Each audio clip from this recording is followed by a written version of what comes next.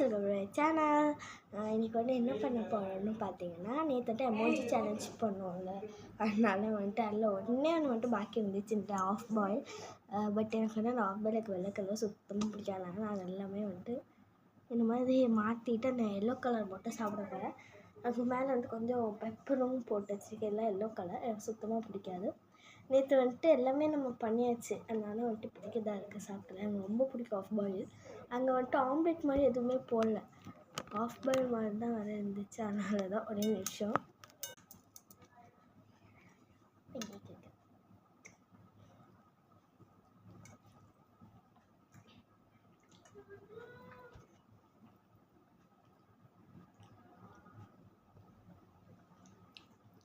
Half boil சாப்பிட ரொம்பவே cravings இருந்துச்சு. ஒரு வழியாக சாப்பிட்டாச்சு.